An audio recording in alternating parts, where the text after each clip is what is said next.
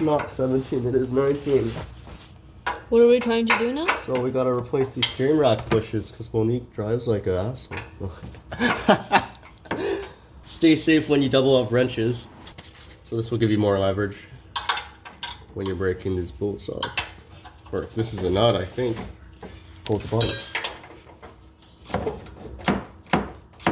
I think the top one's a nut, the bottom one is the bolt. Well, there we go. Is the bottom one captive? Yeah, the bottom, oh, actually, no, it doesn't show that it's captive.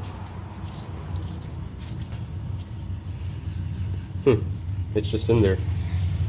Yeah, sometimes you'll see on the bottom the bolts or the nuts under the head. There will be serrations that will actually pretty much imprint themselves into the steel. But this one is just like that.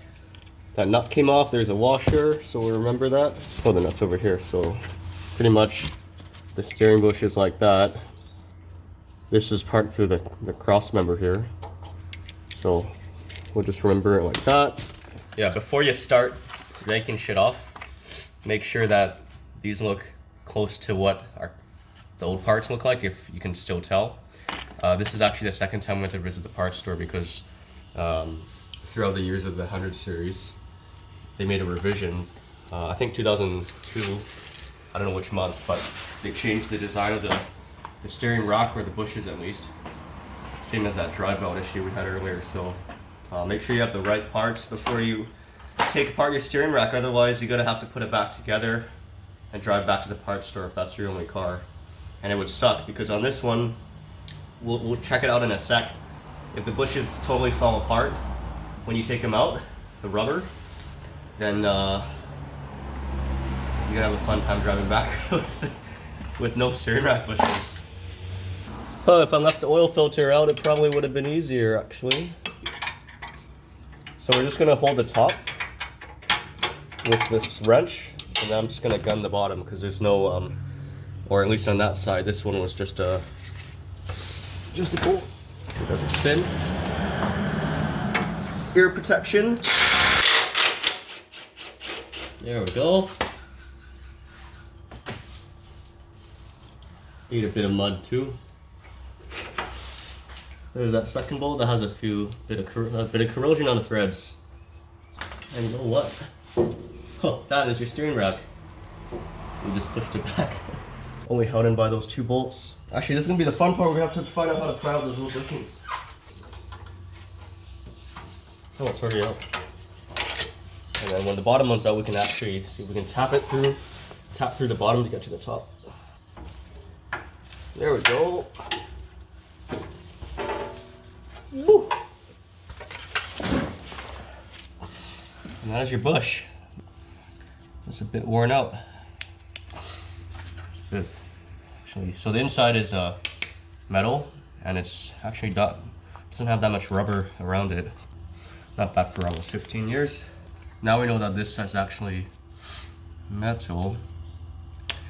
We're gonna try and strike the bottom up to get the top one unseated. There we go. It would appear that there's only rubber on two sides, right, of this bushing. Unless the rest is just disintegrated. Oh, actually. Uh-oh. Huh. I'm gonna think about how am I gonna get that out. So I'm just gonna knock this ball joint out for the outer tie rod. Castle nut, just thread it on a little bit to protect the threads. We're gonna hit through it, right there. There we go. Oh, all right. That one's out.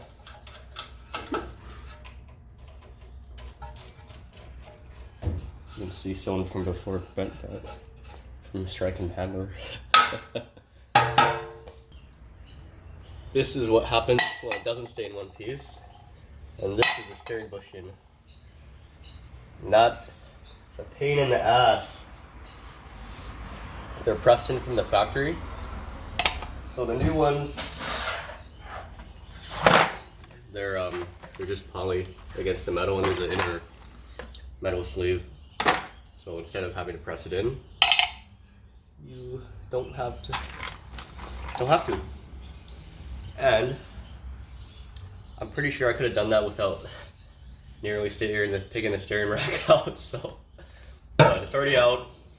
This side access was easy, and I know what to do for the other side. So, yep, really good if you have an air hammer for this, but we do not. So, I should have bought an air hammer. Clean up any corrosion on the inside.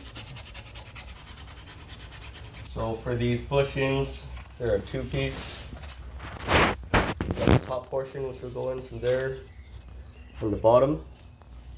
And then you got a metal collar, which is a through bolt that holds the rock up. We'll go through.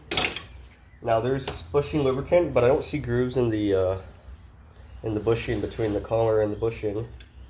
So I'm going to assume that they want the lubrication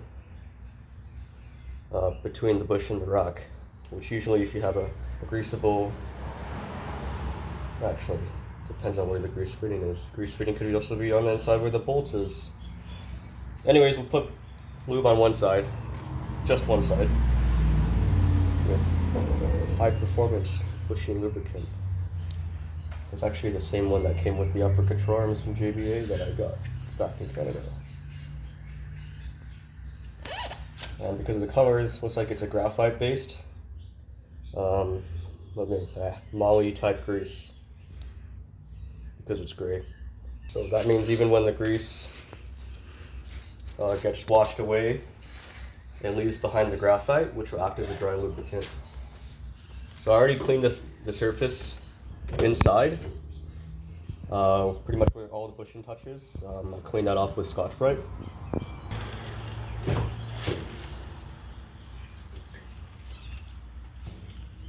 I don't want to room without a hoist.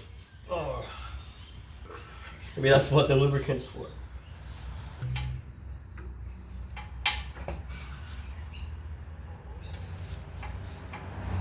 Oh, that's better. Fuck, should I have done that for the other side? Okay, halfway point. So we skipped a lot of the steps because the job pissed me off. But we're coming back together. Steering rack's in, bolted, torqued. The rag joint's back on. High pressure and low pressure lines are back on. So the steering rack itself is bolted back together. We're just gonna go ahead and put these rod ends back onto the steering knuckle. Castle nut. Now these ones, how you're supposed to torque them.